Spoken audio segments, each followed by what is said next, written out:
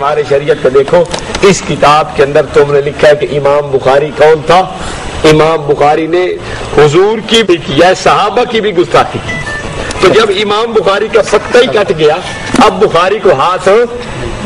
اور دوسری بات یہ ہے، زیادہ سے زیادہ روایات میں یہی بات ہے کہ رسول پاک صلی اللہ علیہ وسلم نے اپنے فضائل بیان کیے، تو ہم فضائل نہیں مانتے۔ بھائی جھگڑا تو اس بات کا یہ جو تم مروجہ جشن منا رہے ہو، کیا یہ صحابہ، کیا یہ تابعین، کیا یہ رسول پاک صلی اللہ علیہ وسلم نے منایا؟ ہم تو آپ صلی اللہ علیہ وسلم کا ذکر خیر کرنا، بلکہ حضرت سہارنپوری رحمت اللہ علیہ نے تو عجیب بات لکھی ہے، ہمارے نزدیک تو سرکار دو عالم صلی اللہ علیہ وسلم کی سواریوں میں سے گدی کے پیشاب کی توہین کرنا بھی کفر ہے۔ وہ کیسے آدمی گستاخ ہو سکتا ہے جو اتنی زیادہ ادب اور احترام کی بات لکھ جائے؟ بہرحال ان کی سوئی اسی بات پہ اڑی رہی، آیات پیش کرتے رہے، ہم ان کا جواب دیتے رہے۔ میں یہ خلاصتاً عرض کر رہا ہوں۔ اچھا، آیات کا جواب ہم دیتے رہے، ہم ان کے جناب جی احادیث کا ہم نے جواب دیا کہ جو چیز ثابت ہو رہی ہے وہ تو ہم مانتے ہیں، ہم اس سے کب انکار کر رہے ہیں؟ تمہاری بات ثابت نہیں ہوتی۔ اچھا، اس پہ ہم نے ایک بات یہ بھی کی تھی، تمہارا مروجہ میلاد کئی چیزوں پر مشتمل ہے، عید، جلوس، قیام اور دیگر چیزیں۔ ان میں سے ہر ایک چیز کو الگ الگ ثابت کرو، الحمدللہ وہ ان میں سے کسی ایک چیز کو بھی ثابت نہ کر سکے۔ اچھا، ہم نے پھر آگے کہا دیکھو پیدائش کس کی ہوتی ہے؟ انسان کی ہوتی ہے یا نور کی ہوتی ہے؟ آپ بتائیں۔ انسان کی۔ کبھی آپ نے سنا کہ حضرت فلاں فرشتہ اب پیدا ہوئے؟ کیوں جی؟ اس کا ماں باپ، بہن بھائی کبھی سنے آپ نے؟ تو یہ حضور کو بشر مانتے ہی نہیں ہے، تو پھر میلاد کیسا؟ قوم کو کیا انہوں نے الو کا بس الو ہی بنایا ہوا ہے اپنی قوم کو کہ جی بشر بھی نہیں ماننا اور میلاد بھی ماننا ہے۔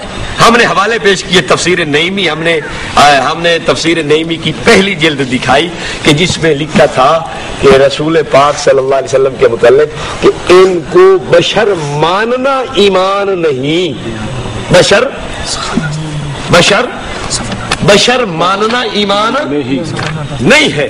اور 128 صفحہ، تو جب تم بشر مانتے ہی نہیں ہو تو پھر میلاد کیسا؟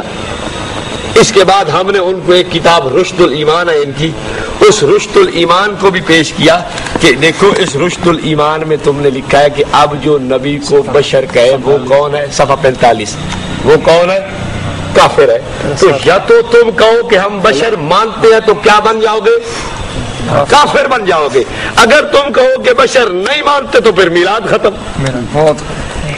ہم نے اس پہ الحمدللہ 5 دلائل پیش کیے، تفسیر نعیمی پیش کی، اس کے بعد ہم نے کنز الایمان پیش کیا، یخادعون اللہ والذین آمنوا وما یخدعون خزائن العرفان، تفسیر کے حوالے سے انہوں نے لکھا ہے کہ قرآن پاک میں جا بجا انبیاء کے بشر کہنے والوں کو کافر فرمایا گیا ہے۔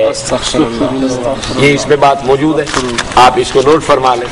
اچھا، اسی طرح ہم نے تفسیر نور العرفان بھی پیش کی، تفسیر نور العرفان جو مفتی احمد یار نعیمی کی لکھی ہوئی ہے، اس تفسیر نور العرفان کے صفحہ 636 پہ اس نے بھی لکھا ہے اب جو نبی کو بشر کہے وہ تیسری قوم میں داخل ہے، یعنی کافر۔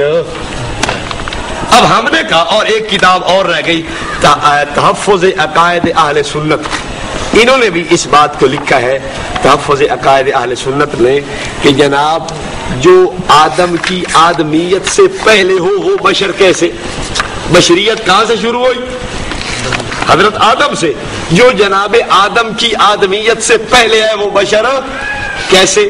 آپ بتائیں، بشریت کا انکار ہے یا اقرار ہے؟ ہم نے کہا اگر کہو کہ بشر نہیں ہے پھر میلاد چھوڑ دو، اگر ہے بشر پھر تم کافر ہو، جس طرف تمہارا دل چاہے نکل جاؤ۔ الحمدللہ آخر تک اس بات کا وہ جواب کیا جواب دیتے؟ الجھا ہے پاؤں یار کا زلف دراز میں، کیا اس کا جواب دیتے؟ جب خود ہی الجھ گئے، اپنے اکابر کی تحریر میں الجھ گئے، اس کا کیا جواب دیتے؟ خیر، اس کا انہوں نے جواب نہ دیا، یہ اس کو بھی دکھائے، اس کا انہوں نے قطعاً جواب نہیں دیا، اس کو چھیڑا ہی نہیں۔ ہم نے حضرت شیخ جیلانی رحمت اللہ علیہ کی ایک عبارت نقل کی کہ حضرت شیخ جیلانی رحمت اللہ علیہ غنیت الطالبین کے اندر، یہاں کہیں غنیت الطالبین ہوگی اس کو دیکھ کے غنیت الطالبین میں شیخ رحمت اللہ علیہ لکھتے ہیں ولد نبینا محمد صلی اللہ علیہ وسلم فیہ، کہ حضور پاک صلی اللہ علیہ وسلم کی ولادت مبارک 10 محرم الحرام کو ہوئی۔ اب آپ بتائیں کہ جب حضرت جیلانی کہہ رہے ہیں کہ کب ہوئی؟ 10 محرم